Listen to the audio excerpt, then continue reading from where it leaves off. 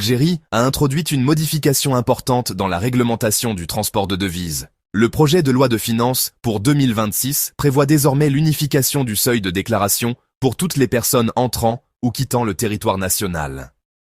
Cette mesure vise à aligner la législation algérienne sur les normes internationales en matière de contrôle des mouvements de capitaux. Selon le texte, tous les voyageurs, quelle que soit leur nationalité, devront déclarer toute somme supérieure à 1 000 euros, ou l'équivalent en autres devises, à l'entrée comme à la sortie du territoire algérien. La déclaration concerne les billets de banque, les moyens de paiement aux porteurs, les titres financiers, ainsi que les métaux et pierres précieuses. Les non-résidents devront en outre présenter, lors de leur départ, la preuve du change des montants déclarés pendant leur séjour. Cette mesure s'inscrit dans le cadre de l'adaptation de l'Algérie aux normes internationales de lutte contre les flux financiers illicites, conformément aux recommandations du groupe d'action financière, le GAFI. L'objectif est de renforcer la transparence des mouvements de fonds, limiter les transactions informelles et moderniser le système de contrôle financier du pays. Auparavant, le seuil de déclaration différait selon la nationalité. Les étrangers devaient déclarer les sommes dépassant 5 000 euros, les citoyens algériens, celles dépassant 1 000 euros. Désormais, le seuil est unique, 1 000 euros pour tous les voyageurs, sans distinction de statut. Cette unification met fin à la disparité de traitement entre résidents et non-résidents. Toute personne transportant une somme supérieure à 1 000 euros doit déclarer ce montant auprès des services douaniers, au point d'entrée ou de sortie du pays. Les voyageurs doivent également conserver les justificatifs d'origine des fonds et les preuves de change en cas de contrôle. Cette nouvelle règle permettra aux autorités de mieux tracer la circulation des devises et de prévenir les activités illégales liées au transfert de capitaux.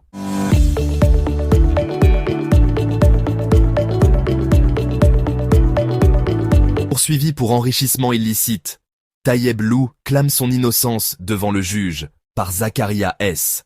Alger, le 8 octobre 2025. Le dossier judiciaire de Tayeb Lou, ancien ministre de la Justice et garde des Sceaux, continue de faire parler. Le procureur général près la cour d'Alger a requis, mardi, une peine de 6 ans de prison ferme contre l'ex-ministre, tandis que le Trésor public a réclamé 300 millions de dinars algériens en dommages et intérêts.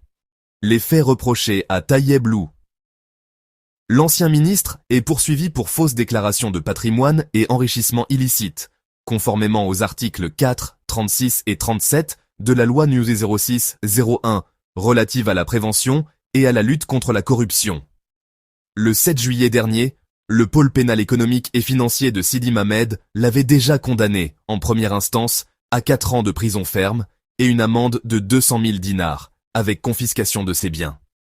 Lou avait aussitôt fait appel de cette décision. Tayeb Lou devant la cour. Je suis innocent.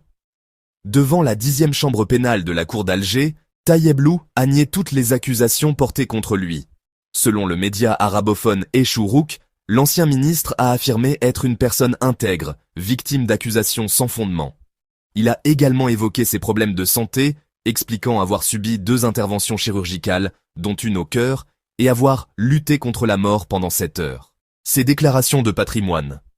Lou a déclaré avoir respecté la procédure légale en déclarant ses biens dès sa nomination au gouvernement, le 18 août 2002, puis de nouveau à la fin de ses fonctions, le 31 mars 2019. Il précise avoir rempli le formulaire officiel le 14 juillet 2019, avant même que la primature ne lui en fasse la demande 1 mois plus tard. Concernant une déclaration adressée à la Cour suprême en juin 2017, Lou explique qu'elle n'était pas obligatoire, mais qu'il l'a faite par souci de transparence. C'est pourtant ce document qui aurait servi de base aux poursuites, les autorités lui reprochant l'omission d'un logement situé à Staweli. Les biens déclarés. Selon Tayeb Lou, sa dernière déclaration, effectuée après la fin de ses fonctions, était conforme à la loi et mentionnait seulement 3 biens immobiliers. Un appartement à Marsa Ben Midi, la maison familiale à Tlemcen et la maison familiale à Deli Brahim. Verdict attendu. La défense a soulevé plusieurs exceptions de forme, réclamant la nullité des poursuites pour prescription et irrégularité de procédure. Le verdict de la Cour d'Alger est désormais très attendu, dans une affaire qui continue de mettre en lumière les dossiers sensibles de l'ère Bouteflika.